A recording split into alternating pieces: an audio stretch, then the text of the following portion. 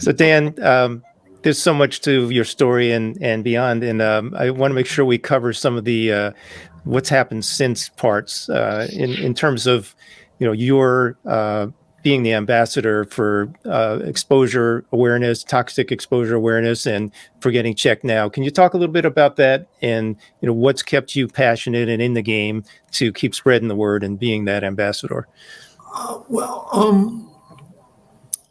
I guess, to be frank with you, I could have been junior man there at the telephone fire.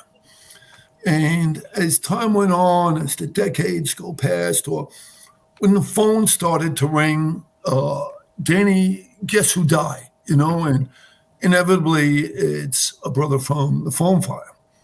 So I said, there's a certain obligation that we have in the fire service. If you're dedicated into the fire service, there's a certain obligation. And I felt an obligation that I have to take what all this misery, all this cancer-ridden just misery that we went through literally by the hundreds, to recognize that and identify it for our future generations of our brothers and sisters, so they can extrapolate what we went through and say, whoa, all right, dude, time for them to buckle up, time to maximize what they got to do.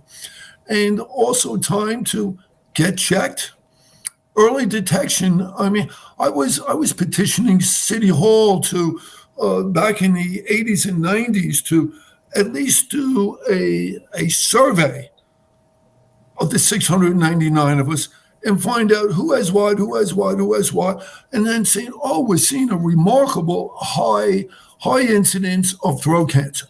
Send a letter out to all the hundreds of us and go, hi, by the way, we urge you to go to your physician, an oncologist, or whomever, and get checked, especially for throat cancer.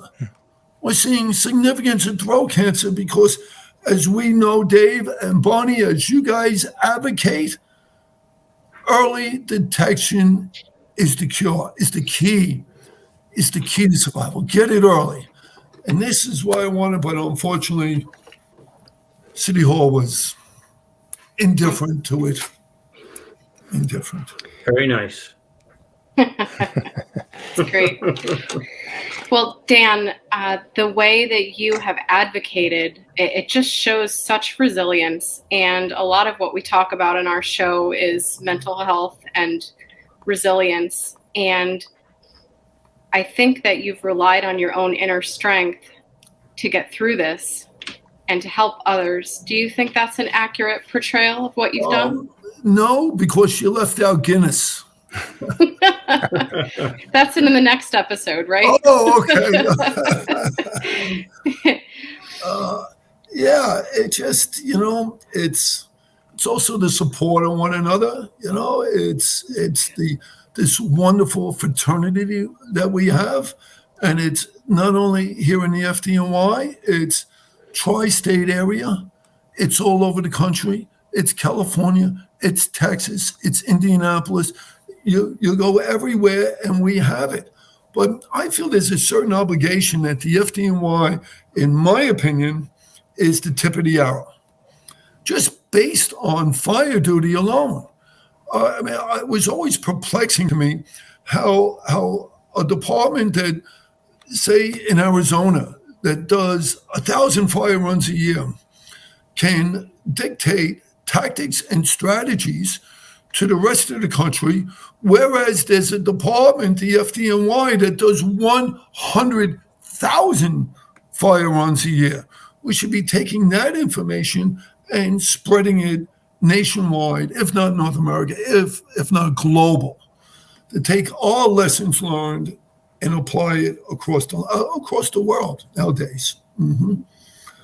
So this has been a mission, Started in New York, but I'd like to, with your help, to blow it up, and Chief Leeb and everyone else. Yes. Well, we will do our best with that, Dan. I think, Dan, you're 100% right. So the FDNY on the back of our coat means so much more. There's an obligation to that that extends for many of us outside of the FDNY to educate firefighters and speak out on issues. And whether you're retired or whether you're a current member, be worthy, right? And Dan certainly has. The FDNY last year responded to just under 7 working fires per day. No one comes close to those numbers, and those are serious structural fires. That's not even counting all the minor instances that we typically don't even count as an exposure: food on a stove, car fire, dumpster fire, and the like. So, yeah, we do have an obligation, and it's in the firefighter DNA. We're just wired that way, and when we're able to help firefighters outside of New York City, I think it just it really force multiplies the message. And Dan's been doing that for a very long time.